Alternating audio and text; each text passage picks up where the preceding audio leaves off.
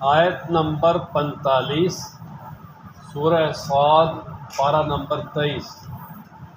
نحمدہ و نصلی علی رسولہ الکریم، اما بعد، اعوذ باللہ من الشیطان الرجیم، بسم اللہ الرحمن الرحیم۔ واذکر عبادنا ابراہیم و اسحاق و یعقوب اولی الایدی والابصار انا اخلصناہم بخالصۃ ذکر الدار۔ صدق اللہ العظیم۔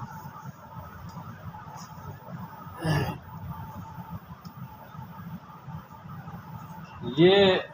توحید اور وحدانیت پر اللہ تعالیٰ نے چوتھی نقلی دلیل بیان فرمائی، منقولی اس کو کہتے ہیں۔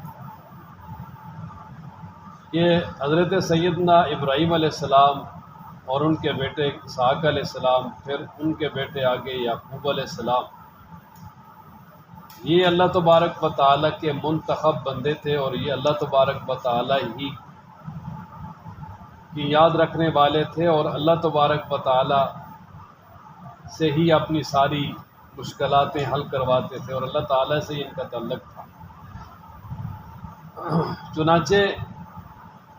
ابراہیم علیہ السلام بھی اللہ کے عظیم پیغمبر خلیل اللہ ہیں۔ بڑھاپے میں اللہ تعالیٰ نے ان کو بیٹے دیے، اور ان میں سے ایک بیٹے اسحاق علیہ السلام، پھر ان کے بیٹے یعقوب علیہ السلام۔ یعقوب علیہ السلام کا لقب ہے اسرائیل، اور سارے بنی اسرائیل یہ ان کی اولاد ہیں۔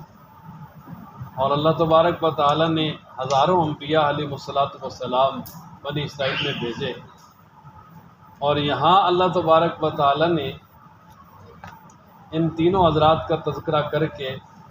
ان کے آگے تین صفات بیان فرمائی۔ پہلی صفت یہ بیان فرمائی کہ اولی الایدی والابصار۔ عید ویسے یہ ید کی جمع ہے، اس کا معنی ہوتا ہے ہاتھ، ابصار اس کا معنی آنکھیں۔ لفظی ترجمہ یہ ہے کہ جو ہاتھوں والے اور آنکھوں والے تھے۔ تو اصل بات اس سے مراد یہ ہے کہ عید، یہ ہاتھ چونکہ طاقت کا ذریعہ ہوتے ہیں، تو یہ کنایہ ہے طاقت سے، کہ جو اللہ تبارک و تعالیٰ کی عبادت کرنے میں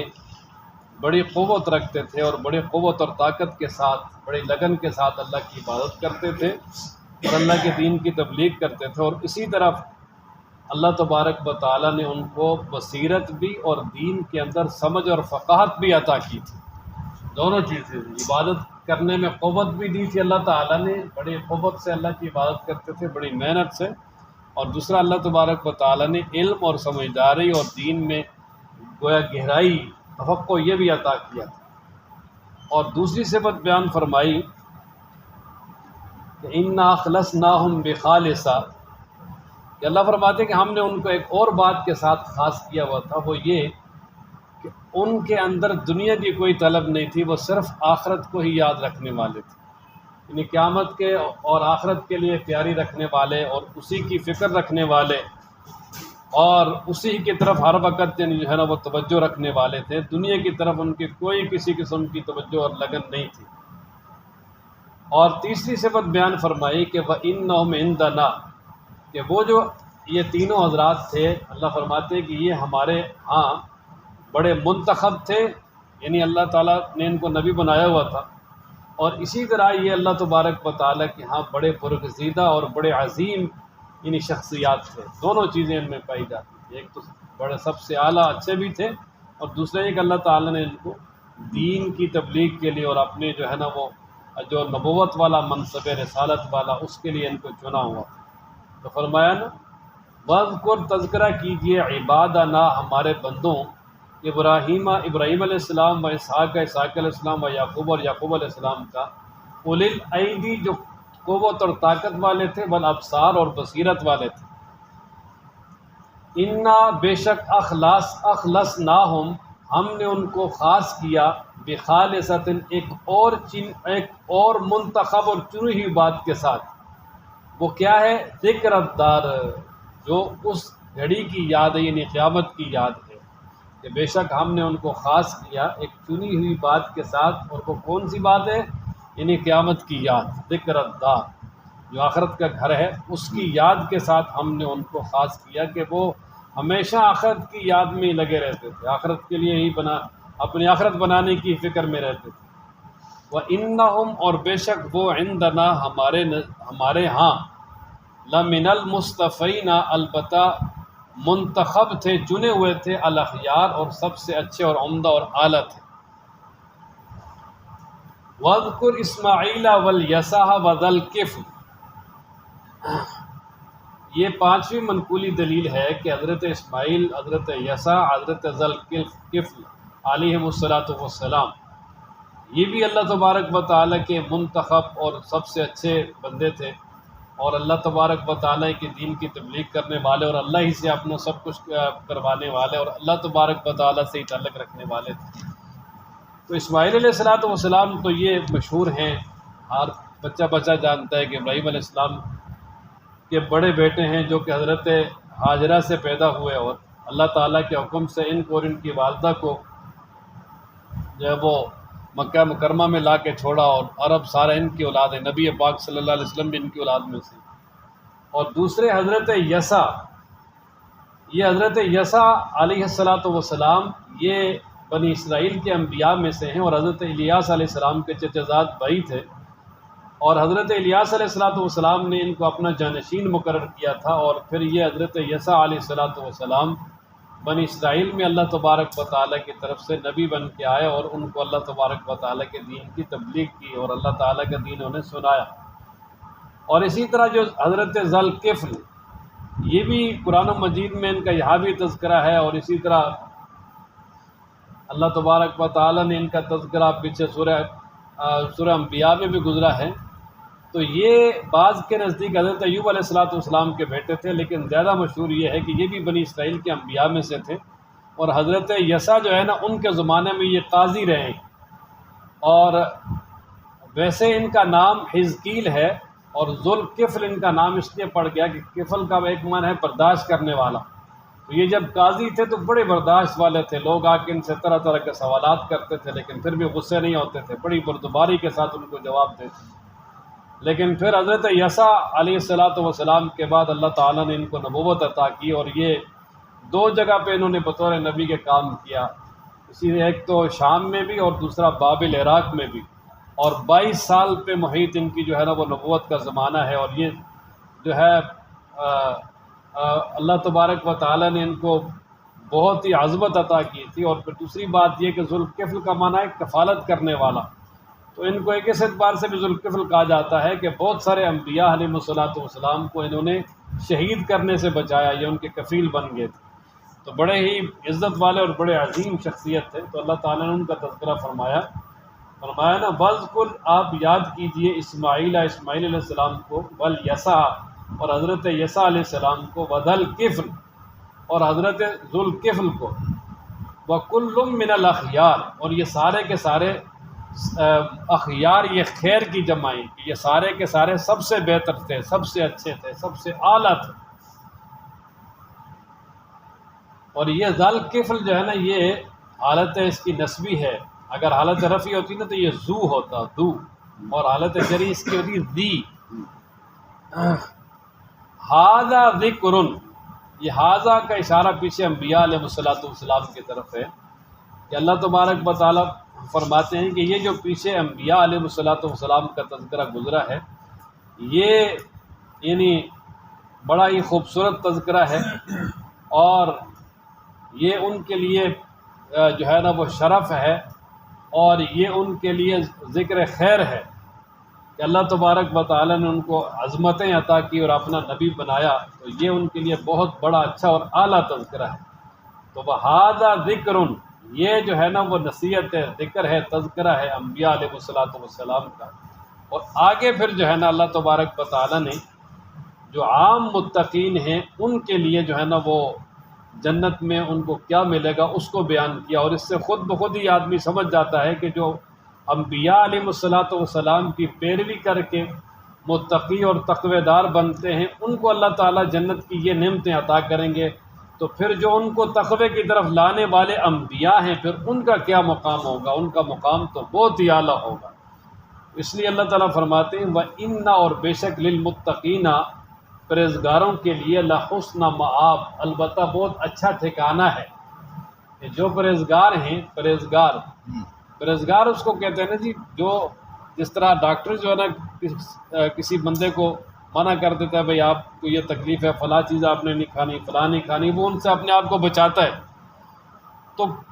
پرہیزگار اور متقی بھی وہ ہیں کہ جن چیزوں سے اللہ تعالیٰ نے روکا ہے، جو ایمان کے لیے اور دین کے لیے نقصان کا ذریعہ ہیں، ان سے اپنے آپ کو بچائیں۔ المتقی من یتقی نفسہ عما یضر فی الآخرہ، متقی وہ ہے جو اپنے آپ کو ان تمام کاموں سے بچا لے جو اس کے لیے آخرت میں جو ہے وہ نقصان کا ذریعہ ہوں۔ تو یہاں بھی فرمایا کہ جو متقین ہیں ان کے لیے ایک تو بہت اچھا ٹھکانہ ہے۔ اچھا کون سا اچھا ٹھکانہ ہے؟ جنات، وہ جنت ہے، باغات ہیں، عدن ہمیشہ رہنے کے، مفتحۃ لہم الابواب، کھلے ہوئے ہوں گے ان کے لیے دروازے، یعنی جنت والوں کے لیے جنت کے دروازے ایک تو یہ کہ کھلے ہوں گے ہر وقت، کیونکہ چوری چکاری کسی جانور اور اسی طرح موذی چیز کے داخل ہونے کا تو وہاں خدشہ ہی نہیں ہوگا، تو لہٰذا وہ دروازے کھلے ہوں گے، جب چاہیں گے اپنے گھروں میں داخل ہوں گے، جب چاہیں گے جا رہے ہوں گے۔ یا یہ ہے کہ دروازے ان کے جاتے ہی کھل جائیں گے، جس طرح آج کل یہ بڑے بڑے جو شاپنگ مال ہیں یا سامنے ہاسپٹل میں بھی جب قریب جاتا ہے تو دروازہ خود کھل جاتا ہے، تو جنت میں بھی ایسا ہی ہوگا، جنت والے جائیں گے خود دروازے کھل جائیں گے۔ یا یہ کہ جنت میں دربان ہوں گے، ہر وقت ان کا استقبال بھی کریں گے اور ان کے لیے دروازے کھولیں گے، ویلکم آ جاؤ۔ یہ تینوں صورتیں ہو سکتی ہیں کہ وہ باغات میں ہمیشہ رہنے کے ان کے لیے جو ہے وہ کھلے ہوئے ہوں گے دروازے۔ اچھا متقین، تکیہ لگائے ہوئے بیٹھے ہوں گے، فیہا ان باغات میں، یدعون وہ منگوائیں گے، فیہا وہاں پر، بفاکہۃ میوے، کثیرہ بہت زیادہ، بشراب اور مختلف قسم کے مشروبات۔ وہ دنیا میں جس طرح جو ہے نا وہ گول میز کانفرنس ہو رہی ہوں، بڑے بڑے جو آفیسر اور بڑے لوگ جو ہے وہ تکیہ لگا کے بیٹھے ہوں آمنے سامنے اور اپنی میٹنگ اور گپ شپ کر رہے ہوں، تو وہ ویٹر وہاں ان کے سامنے لا کر ویٹروں کو کہتے ہیں بھئی کھانا بھی لے آؤ، فلاں چیز لے آؤ، پانی لے آؤ۔ تو جنت والوں کا بھی یہی حساب ہوگا کہ وہاں اللہ تعالیٰ ہر ایک کو یہ نعمت عطا کریں گے۔ وہاں جنت کے جو خدام ہیں وہ ہر وقت حاضر باش ہیں، وہاں کے ویٹر بڑے خوبصورت، بڑے اعلیٰ انداز میں جنت کی اعلیٰ قسم کی نعمتیں جو ہے وہ بھی اس طرح ہوں گے جس طرح کے موتی چمک رہے ہوں گے وہ خدام بھی، اور ان سے یہ فرمائش کریں گے بھئی کہ فلاں چیز لے آؤ، تو وہ لا کے سامنے رکھیں گے، خدمت کریں گے بڑی۔ اور اسی طرح فرمایا وَعِندَهُمْ، اور ان کے پاس، قاصرات الطرف، اپنی نگاہوں کو نیچے رکھنے والی اطراب، ہم عمر بیویاں ہوں گی۔ اطراب یہ ترب ان کی جمع، یعنی ہم عمر، وَكَوَاعِبَ أَتْرَابًا، إِنَّا أَنشَأْنَاهُنَّ إِنشَاءً فَجَعَلْنَاهُنَّ أَبْكَارًا عُرُبًا أَتْرَابًا لِأَصْحَابِ الْيَمِينِ۔ سورہ واقعہ میں کہ ہم ان عورتوں کو دوبارہ زندہ کریں گے تو بالکل نوجوان بنا کر، ابکارا، باکرہ یعنی غیر شادی شدہ جس طرح عورت ہوتی ہے، باکرہ اس کو کہتے ہیں جس کی شادی نہ ہو، بالکل نوجوان لڑکی 17-18 سال، عرباً بالکل نوجوان، اطرابا اور ہم عمر، یہ نہیں کہ بھائی وہ جو جنت میں جائے گا بزرگ وہ بوڑھا ہوگا اور بیوی کیا ہوگی جی جوان، نہیں، دونوں جوان ہوں گے، دونوں کو اللہ تبارک و تعالیٰ کیا کریں گے جی وہاں جوان کر کے، اطراب ہم عمر۔ اگر وہ لڑکی جو ہے وہ 18-19 سال کی اس طرح کی جوانی میں ہے تو جو جنت میں رہنے والا مرد ہے وہ بھی اسی عمر کا ہوگا، اگرچہ وہ دونوں 100 سال سے زائد کے ہو کے فوت ہوئے ہوں، 100 سال سے زائد کے ہو کر بھی فوت ہو جائیں دنیا میں، اگر وہ ایسی حالت میں فوت ہو گئے کہ وہ کتنے ہی عرصہ کومے میں رہے ہوں، لیکن اگر اللہ نے جنت ان کے نصیب میں کی ہے تو جنت میں ان کو بالکل نوجوان کر کے داخل کیا۔ اللہ، مشہور حدیث ہے نا، چند دن پہلے بھی گزرا تھا کہ نبی پاک صلی اللہ علیہ وسلم کے پاس ایک بوڑھی عورت آئی، عرض کرنے لگی اللہ کے محبوب دعا کریں میں جنت میں چلی جاؤں، تو آپ صلی اللہ علیہ وسلم نے فرمایا کوئی بوڑھی جنت میں نہیں جائے گی، پریشان ہو گئی۔ آپ علیہ السلام سچی خوش طبی فرمایا کرتے تھے، تو تھوڑی سی پریشان ہوئے تو پھر حضرت صلی اللہ علیہ وسلم واپس جانے لگی تو آپ علیہ السلام نے فرمایا ان کو بلاؤ، اور پھر جو ہے نا اس کو یہی سورہ واقعہ کی آیت پڑھ کے سنائی کہ بوڑھی عورت بھی اگر جنت میں جائے گی تو وہ جوان ہو گئی، یعنی کوئی بوڑھی عورت بڑھاپے کی حالت میں جنت میں نہیں جائے گی، جوان ہو کے جائے گی۔ تو یہ فرمایا کہ ان کے پاس نگاہیں نیچی رکھنے والی، یعنی صرف اپنے خاوند پہ بس، اطراب بحیا اطراب ہم عمر بیویاں ہوں گی. ھذا یہ ہے ما توعدون جس کا تمہارے ساتھ وعدہ کیا گیا تھا لیوم الحساب حساب کے دن کے لیے. کہ اللہ تعالیٰ وہاں فرمائیں گے کہ یہ وہ ساری نعمتیں وہ ہیں نا دنیا میں جس کا تمہارے ساتھ ہم نے وعدہ کیا تھا کہ اگر اچھے کام کرو گے تو وہاں یہ ملیں گی، لے لو ان کے مزے. ان ھذا اور پھر ساتھ جب ان کے سامنے جنت کا مختلف قسم کا رزق آئے گا تو اللہ کی طرف سے کہا جائے گا ہاں ان ھذا لرزقنا کہ بے شک یہ البتہ ہمارا رزق ہے، ما لہ من نفاد اس کے لیے ختم ہونا نہیں ہے. دنیا میں رزق ختم ہی ہو جاتا ہے نا، کل سڑ جاتا ہے، باسی ہو جاتا ہے. دنیا میں کبھی کسی کے پاس پیسے ہوتے ہیں کبھی نہیں ہوتے، لیکن وہاں فرمایا کہ ایسا رزق ہے کہ جس کے لیے کبھی ختم ہونا نہیں ہے، کبھی بھی ختم نہیں ہوگا، ہمیشہ ہمیشہ کے لیے وہاں ملے گا. اللہ تعالیٰ ہم سب کو یہ عطا فرمائے. ھذا فرمایا جی کہ یہ تو پرہیزگاروں کا انجام ہے. ھذا اس سے اشارہ ہے پیچھے جتنی یہ پرہیزگاروں کے لیے نعمتیں گزری ان کی طرف، یہ اس کا مشارہ لے وہ ہیں کہ یہ جو پیچھے گزرا ہے یہ تو پرہیزگاروں کا انجام ہے. پرہیزگاروں کو اللہ تعالیٰ یہ نعمتیں عطا کریں گے. اب ذرا جو سرکش ہیں اللہ کے باغی ہیں یعنی آگے ان کا بھی سن لیں کہ ان کے ساتھ کیا ہوگا. تو اللہ فرماتے ہیں وَإِنَّ اور بے شک لِلطَّاغِينَ سرکشوں کے لیے لشر مآب البتہ بہت برا ٹھکانہ ہے جہنم. پیچھے فرمایا نا کہ لحسن مآب اچھا ٹھکانہ ہے، اور یہاں کیا فرمایا لشر مآب بہت برا ٹھکانہ ہے. الیاذ باللہ. وہ ٹھکانہ کون سا ہے؟ جہنم، وہ جہنم ہے یصلونھا جس میں وہ داخل ہوں گے. فبئس المہاد بس بہت برا ٹھکانہ ہے، بس بہت برا ٹھکانہ ہے، بہت برا ٹھکانہ. ھذا اچھا یہ ھذا جو ہے یہاں پر مفسرین کہتے ہیں کہ تھوڑی تقدیم و تاخیر ہے. اصل میں تھا ھذا حمیم و غساق فلیذوقوا کہ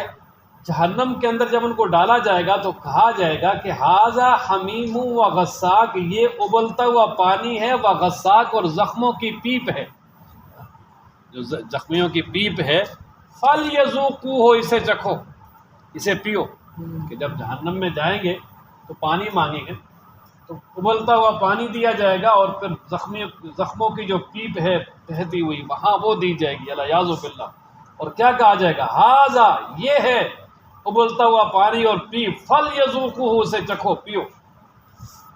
ایک تو یہ ہوگا، اور اللہ فرماتے ہیں وآخر اور کچھ اور بھی من شکل ہی اس سے ملتا جلتا ازواج مختلف قسم کا عذاب ہوگا. وآخر اور مزید من شکل ہی اس کے ساتھ ملتا جلتا ازواج مختلف قسم کا عذاب ہوگا.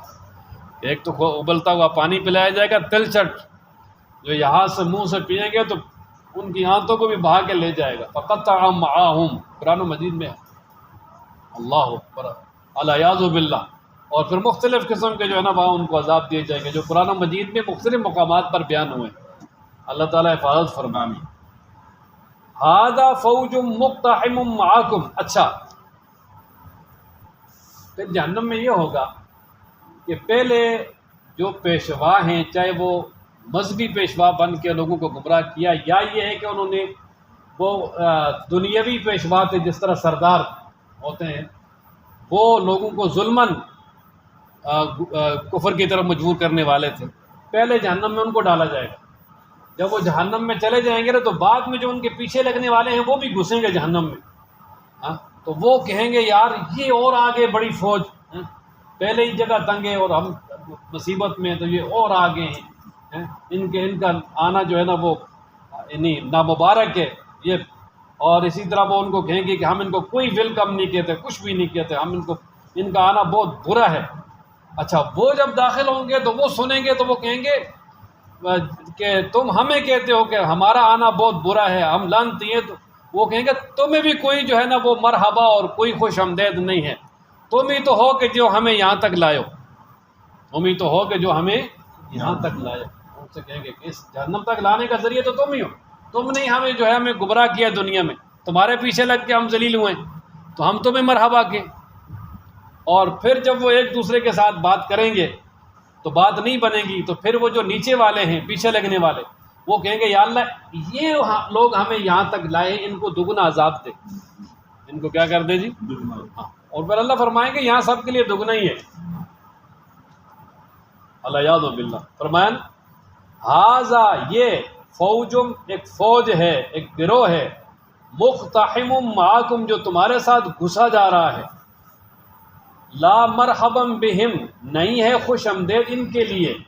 انہم بے شک وہ سال النار جہنم میں داخل ہونے والے ہیں۔ قالو وہ کہیں گے جو بعد میں گھس رہے ہیں، بل انتم بلکہ تم ہو، لا مرحبا بکم کہ تمہیں کوئی خوش آمدید نہیں ہے، انتم تم ہی قدمتموہ کہ تم نے ہی یہ پیش کیا ہے ہمارے لیے، انتم تم نے ہی قدمتموہ یہ پیش کیا لنا ہمارے لیے،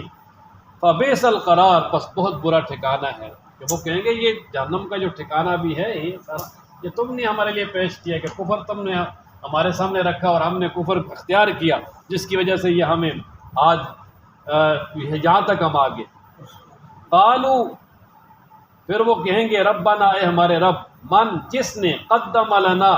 ھذا پیش کیا ہمیں یہ، یعنی جو ہمیں یہاں تک لے آیا، یا جس نے یہ عذاب ہمیں پیش کیا یعنی گمراہ کر کے، فزدہ پس اس کے لیے اضافہ کر،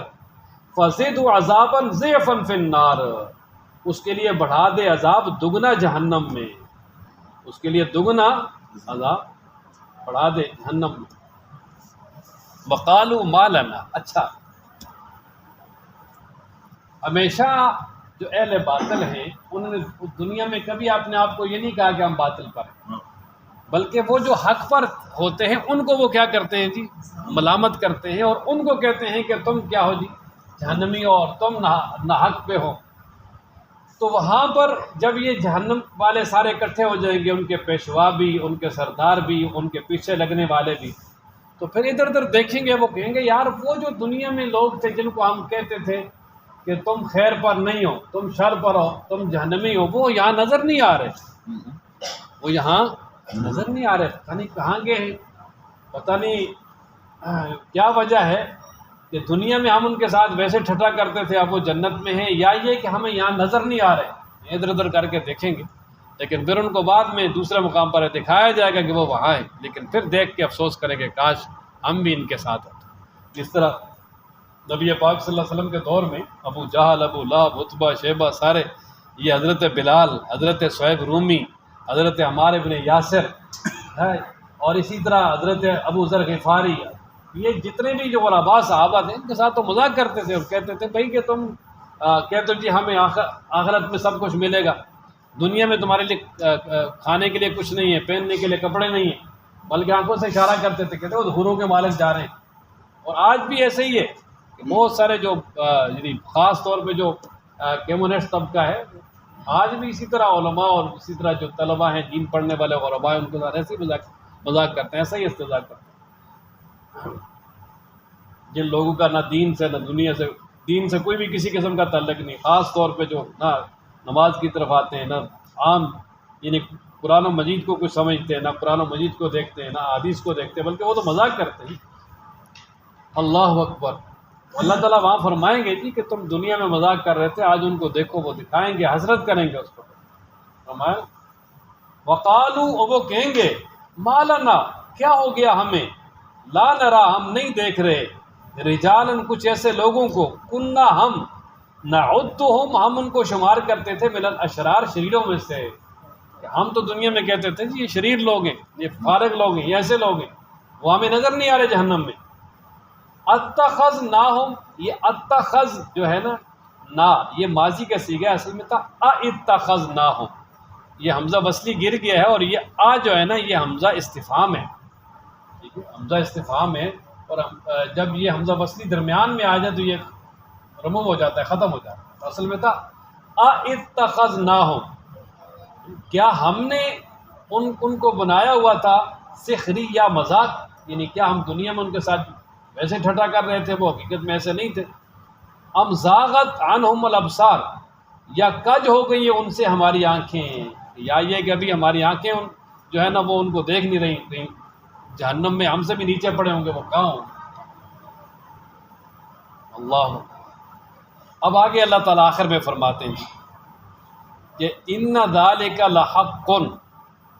بے شک یہ بات البتہ برحق ہے، کون سی؟ تخاصم اہل النار، کے جہنم والے آپس میں جھگڑیں گے۔ یہ جو جہنم والے جب جہنم میں جائیں گے نا، تو جو پیچھے لگانے والے ہیں وہ، اور جو پیچھے لگنے والے ہیں باقاعدہ وہ آپس میں جھگڑیں گے اور ایک دوسرے پہ لعن طعن کریں گے اور ایک دوسرے پہ الزام لگائیں گے کہ تم نے ہمیں گمراہ کیا، تم نے ہمیں گمراہ کیا ہے اور تم ہمیں یہاں تک لے آئے ہو۔ لیکن وہاں پر پھر جو مرضی یہ کہتے رہیں، دونوں کو اکٹھا جہنم میں ڈالا جائے۔ اللہ فرمائیں گے سب کے لیے یہ عذاب، جس طرح دنیا میں ہوتا ہے، دو آدمی مل کے شرارت کرتے ہیں، جب پکڑے جاتے ہیں تو جب پولیس جو ان سے تفتیش کرتی ہے تو ایک دوسرے کے لیے بعد اب گواہ بن جاتا ہے، وہ پوری کوشش کرتا ہے بھائی اس کو پورا پھنسایا جائے، میں نکل جاؤں، لیکن وہ پھر قسمت سے ہی بچتے ہیں۔ تو وہاں بھی یہی حالات ہوں گے۔ فرمایا ان ذالک لحق، بے شک یہ بات البتہ برحق ہے، کون سی؟ تخاصم اہل النار، کے جہنم والے آپس میں جھگڑیں گے۔ یہ جو جہنم کا تذکرہ ہوا کہ کیا کیا ہوگا، یہ بھی اور جہنم والوں کا جھگڑنا، یہ بالکل برحق ہے۔ اللہ تعالی ہم سب کی حفاظت فرمائے جہنم سے۔ وآخر دعوانا الحمدللہ رب العالمین۔ اللہ تعالیٰ قرآن پڑھنے، سمجھنے، عمل کرنے کی توفیق عطا فرمائے۔